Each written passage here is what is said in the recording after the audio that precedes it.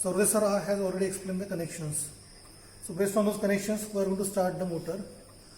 Now this is synchronous motor. So whenever we want to start the motor, the synchronous motor, we have to start it like a induction motor. So for that purpose, we have connected auto transformer here.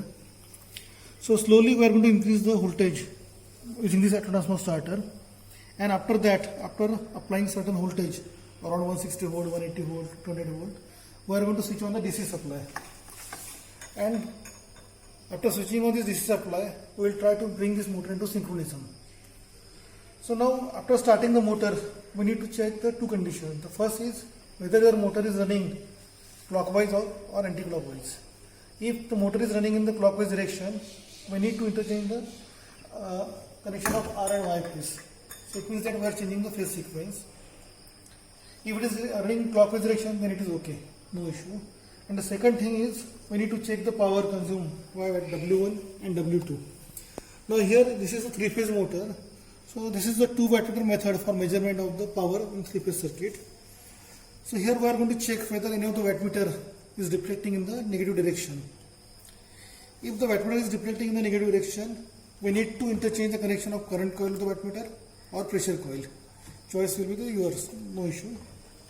So now we are going to start the three-phase synchronous motor here using this three-phase supply. So I am switching on RYB supply. So here we can see RYB is switch on.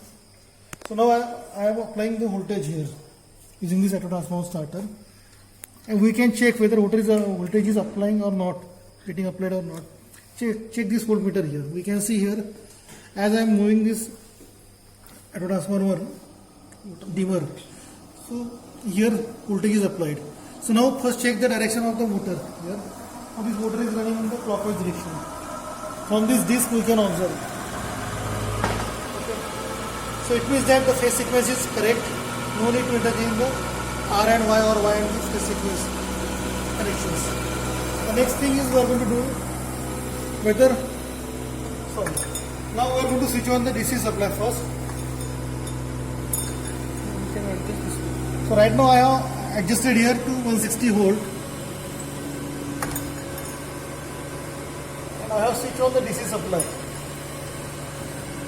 So here another switch also I need to switch on.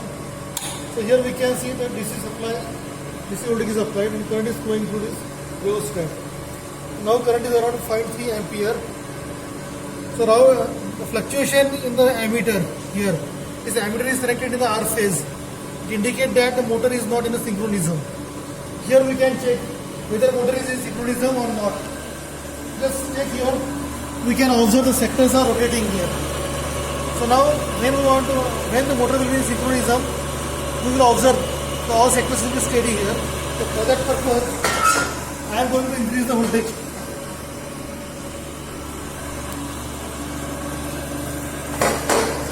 Slowly I am increasing the voltage.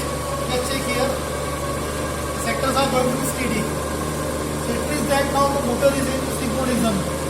So we have to bring that motor into synchronism. And the voltage applied is around 220 volt. So now I am increasing the voltage to 230 volt. So now just check here. As I am increasing the voltage, the wattmeter power is also increasing here. W1. So W1 is positive, whereas we can see here W2 is reflecting in the negative direction.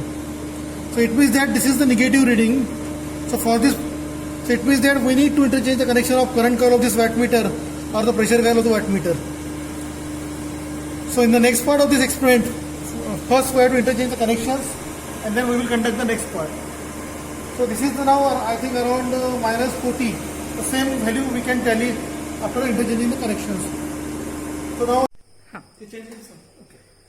So now here we have interchanged the connection of pressure coil. C and V is interchanged for W2, and three-phase supply is switch on. So now I am applying voltage to this motor. Now just look there. The motor is started.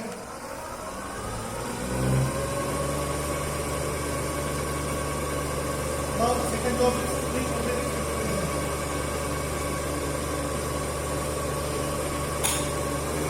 just here motor is in synchronism.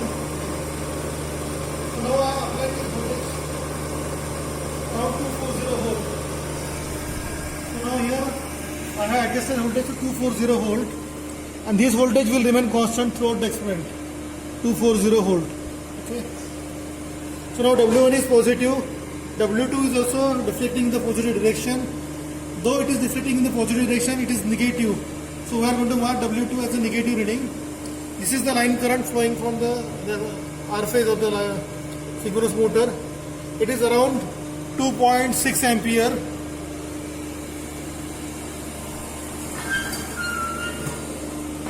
So this is the DC current which is applied here right now. It is around 0.3 ampere. So right now it is 0.28, we can say here exact reading. Now as the switch is on, the current is flowing through the main ammeter. That's why this is the current around 2.6 ampere. Whereas this current is not, this ammeter is not showing any current, zero, because it's connected across the switch. Okay. So W2. So now note down the reading first. 240 is input voltage. W1 is 200, 200, and the W2 is negative.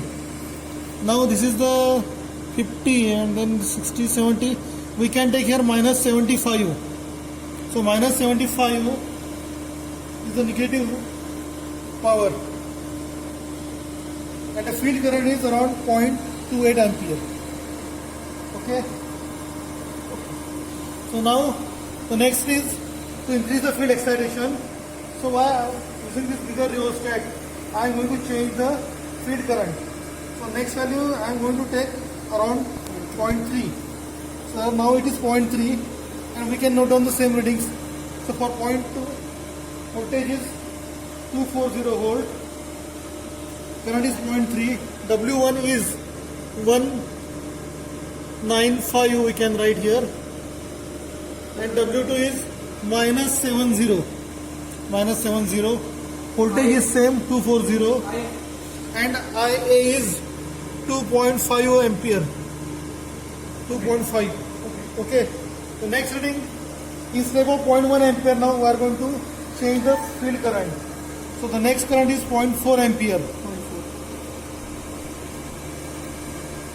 Okay, fine. This is 0.4 ampere.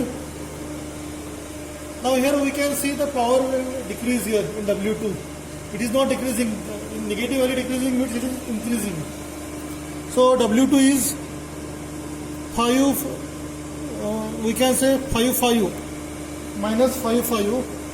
W1 is 175. Voltage is 240, as this is constant. We are not going to disturb it. And then the current is 2.2 ampere. 2.2 ampere. Okay, the next reading is 0.4 ampere. 0.5. So now here we have observed 0.4 field current. So now I am going to make it 0.5. So this reading is for 0.5 field current. So W1 is around 150. W2 is minus 45. 1, 2, 3. Sorry. W2, right? W2 minus 40. And current is, line current is 1.78, 1.9. 1.9. It is 1.9. The next reading is for 0.6 field current. So here I am adjusting it to 0.6. We have not loaded the motor. So input voltage is constant here, that is 240 volt. So W1 is now 130 watts. W2 is minus 25. Sorry, it is 20, minus 20. And the line current is 1.5. So here current is reducing, line current is reducing, armature current is reducing, and power is increasing here. So next is the 0.7. Okay, 0.7. So corresponding to 0.7 field current, W1 is 105. We can write. W2 is 0. W2 is 0. Line current is 1.1 ampere. Okay. So now here we can see the next part, interesting part of this experiment. Now W2 will be again deflect in the negative direction. As soon as it deflects in the negative direction, we need to stop here and we will take the reading. But before that, we will see what is the value corresponding to 0.8. So I am adjusting it to 0.8 ampere, and here we can see, just check, W2 is negative. Okay. So now I am writing the reading for 0.8. Now write for W1, it is 90, 85 or 90. W2 here, based on the experiment or one division, I think it is minus 10, means plus 10.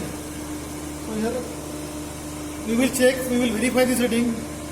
IA, and the IA is, now here just see this is below 1 ampere. Now here we have to make this switch off, and then current will flow through this path, through this ammeter. So this is what the purpose of this ammeter, to measure current below 1 ampere. So I am making this switch off, and here just see the change. So current is 0.9, current is 0.8, which is below 1 ampere. Okay. Okay, now we stop here. We need to interchange the connection of pressure coil, and again we will start the experiment. Okay.